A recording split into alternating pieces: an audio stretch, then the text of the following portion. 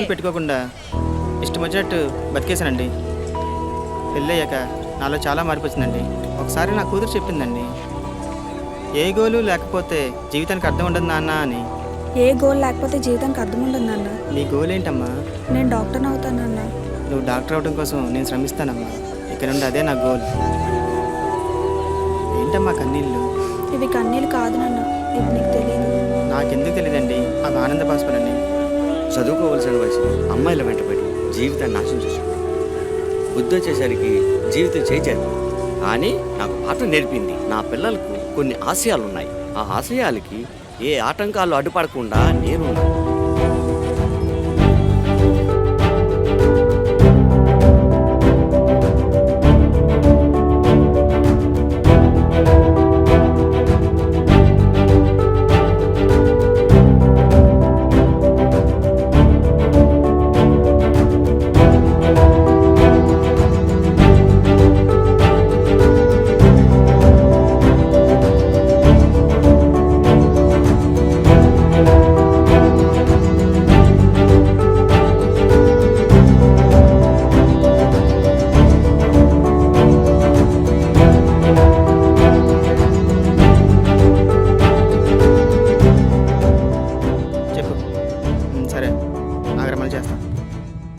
Boss బాగుందన్నాడు కదా అని సంబరపడిపోకండి.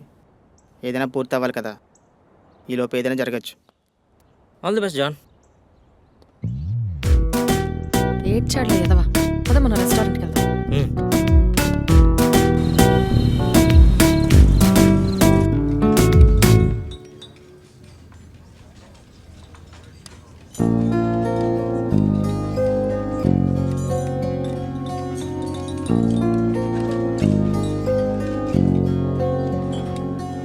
ఏం ఆలోచిస్తున్నావు? తిను. అదే నెక్స్ట్ ఎపిసోడ్ ఎక్కడి నుంచి స్టార్ట్ చేయాలని ఆలోచిస్తున్నా. అరే బాబు, కాస్త నీ బ్రెయిన్ని షట్ డౌన్ చేసి బయటికి రావా? ఛీ, అందుకే నీ క్రియేటర్స్ని లవ్ చేయకూడదు. కాస్త టైం కూడా ఇవ్వడు మాకు.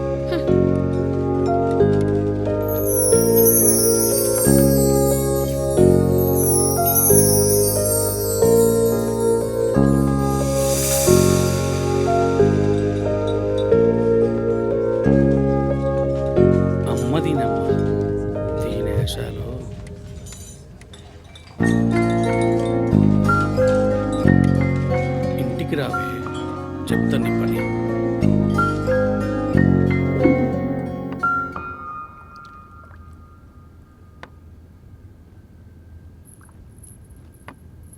ఎప్పటి నుంచి నడుస్తుంది ఈ వ్యవహారం? దేని గురించి మాట్లాడుతున్నారు మీరు? రెస్టారెంట్లో నీ రొమాన్స్ కోసం. ఓ, చూసేశారా? ఇంటికి రాగానే ఆకలి వేయడం లేదంటే పాపం పాపకి అజిత్ తెచ్చేసిందేమో అనుకుని వాము తెచ్చి చారు కాయమని చెప్పానమ్మా మీ అమ్మకి. అంతేగాని నువ్వు బిర్యానీ తిని మాకు పులిహార కలుపుతున్నావు అనుకోలేదు. ఎంత మోసం, ఎంత మోసం. డాడీ నన్ను క్షమించండి. డాడీ నన్ను క్షమించండి. మీరు తెచ్చిన వాము, అమ్మ చేసిన చారు రెండు కలిపి రేపు తింటాను డాడీ.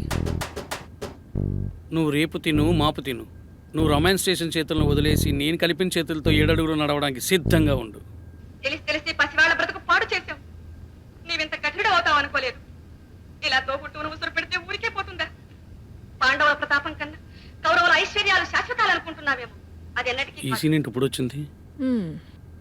Good night daddy. దీని అసలుకేం తక్కువ లేదు. ఇప్పుడు ఇదేం చెప్తుందో. ఏమండి, మీరు వాముచారు చేయమన్నా చేస్తాను, అల్లం పులుసు పెట్టమన్నా పెడతాను. అంతేగాని ఒక్కగానే ఒక ఆడపిల్ల మనసు మాత్రం బాధ పెట్టకండి.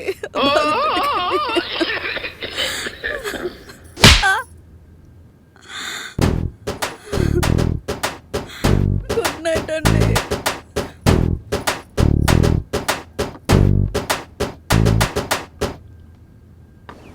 అనిత, మరి ఈ ప్రదేశంలో దారుణం జరిగిందని తెలిసింది. పూర్తి వివరాలు నాకు కూడా తెలీదు, ఎందుకంటే నేను కూడా ఇప్పుడే వచ్చాను. ఇక్కడ ప్రజలు ఉన్నారు, వారిని అడిగి తెలుసుకుందాం.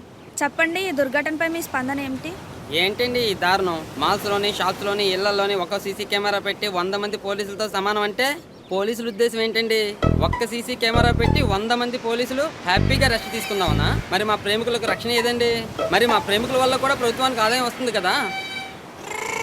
అయితే బీచ్లోని, పార్కుల్లో కూడా సీసీ కెమెరా పెట్టాలంటారా? అయ్యో, కొంప ముంచారు. మేము అడిగింది రక్షణ అండి, మా రాత్రిలో తీయమని కాదు. ఇతను చెప్పిన దాంట్లో న్యాయం ఉందంటారా? ఏంటండి పిచ్చి పేలాపన? ప్రేమికుల వాళ్ళ ప్రైవసీ కోసం కొండలోకి తుప్పల్లోకి వెళ్తే పోలీసులు కాపలా ఉండాలా? ఇది కాదా దౌర్భాగ్యం? అయినా నిజమైన ప్రేమికులు అలాంటి ప్రమాదకర స్థలాలకు వెళ్ళకూడదండి. విన్నారు కదా, ఏదేమైనప్పటికీ ఇది చాలా దారుణమని చెప్పొచ్చు. సీసీ కెమెరాల పుణ్యమా అని దొంగలు కూడా కొత్త దారులు వెతుకుతున్నారని అనిపిస్తుంది. ఈ విషయంలో మరి పోలీసులు విఫలం కనిపిస్తుంది. కెమెరామ్యాన్ పవన్ కళ్యాణ్తో అన్నా లెజినోవా.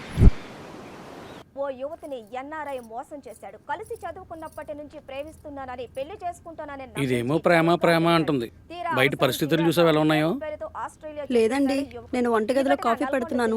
మళ్ళీ పెట్టరా? ఉదయాన్నే కామెడీ చేసావు అనుకో, కాఫీ ముఖం మీదకి వచ్చేద్ది.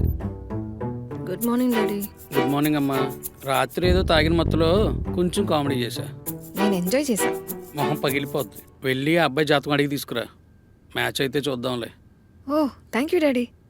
నేను మ్యాచ్ అయితే చూద్దాం అన్నాను, చేద్దామని లేదు. No thanks daddy. నువ్వేంటే కాఫీ పట్టు నుంచున్నావు? ఇవ్వా? తీసుకోండి.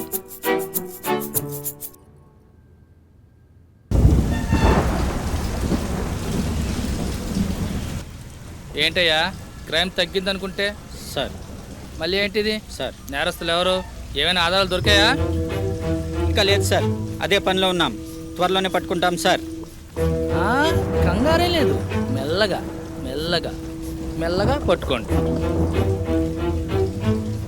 Okay sir. కాకపోతే ఈ మీడియా వాళ్ళతో కొంచెం గోలగా ఉంది. ఎప్పుడు ఉన్నదే కదా, నీకు తెలియదేముంది. Okay sir. అందుకే కాస్త దృష్టి పెట్టండి. Okay sir. Sir. Prithvi. Sir. ఈసారి సార్ నేరస్తులు రుజువైతే సార్ కోర్టులు జైళ్ళు ఉండవు సార్. డైరెక్ట్ ఎన్కౌంటరే. Yes sir. Okay sir.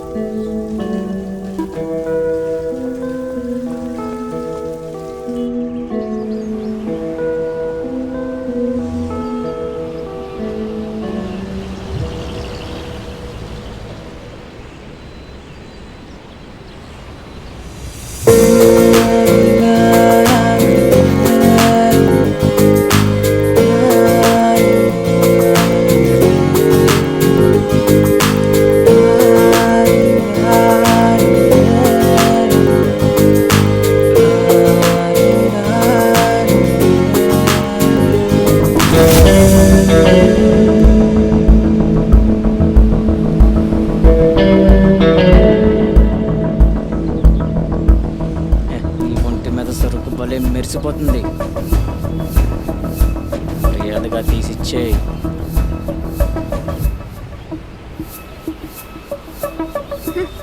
నేనెవరో తెలుసా?